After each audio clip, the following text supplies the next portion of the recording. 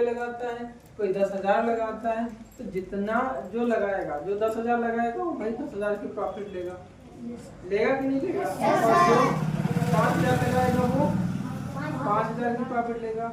और तुम लड़ाई पे आ जाओ कि नहीं भाई मैं बराबर बराबर लूंगा, तो क्या होगा, लड़ाई होगी, फैसला होगा। फिर ये निर्णय आएगा, निष्कर्ष आएगा क्या, भाई जितना लगाए उतने तो लोगे। यही क्या है, यही अनुपात। समझ में आया। तो अनुपात को अगर हम ऐसे साइन से डिनोट करते हैं या लिखते हैं, ठीक है। और ये जो अनुपात है इसको हम आप रेशियो भी बोल सकते हैं, इंग्लिश में बोलते हैं रेशियो। ठीक, क्या बोलते हैं, रेशियो।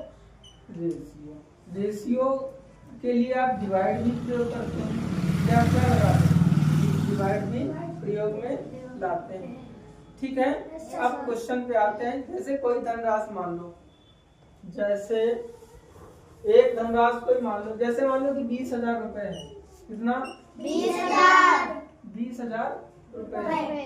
ठीक है बेटा। अब इसके बाद दो व्यक्ति हैं, कौन से, ए और बी, ए और बी दो व्यक्ति हैं।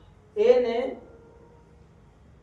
2 अनुपात में, 2 रेशियो में, और रेशियो 2:3 में।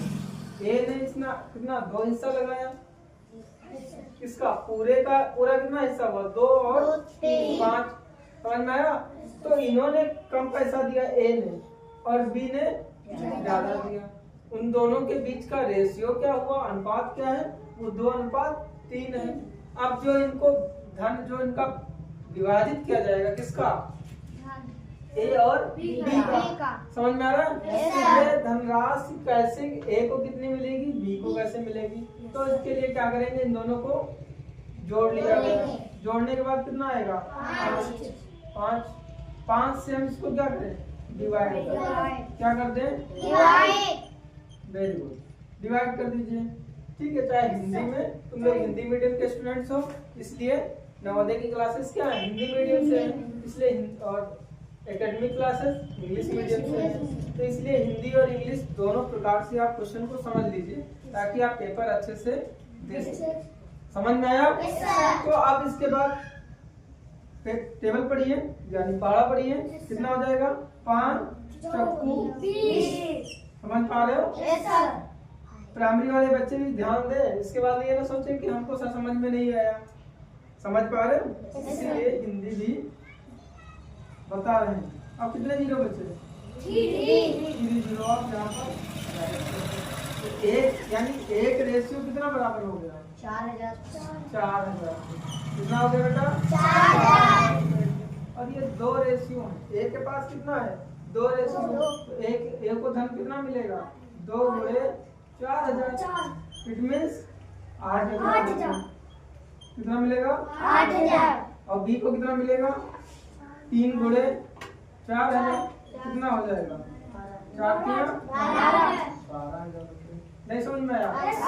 देखो टोटल इनको ऐड करोगे, ए धन और बी धन, तो कितना हो जाएगा, उतना ही आएगा जितना पूरा था।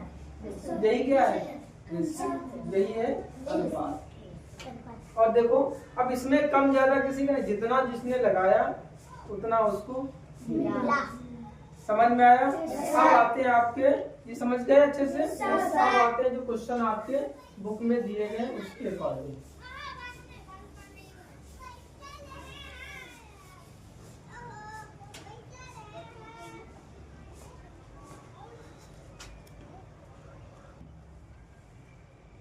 अब देखो अगला क्वेश्चन क्या है,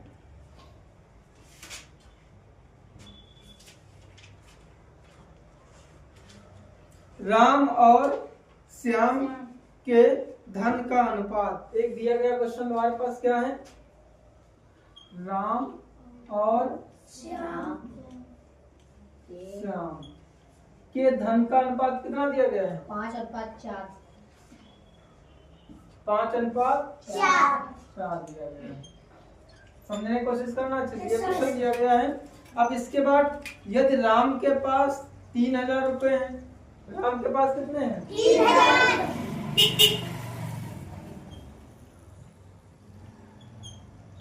धन कितना है, 3,000 रुपए।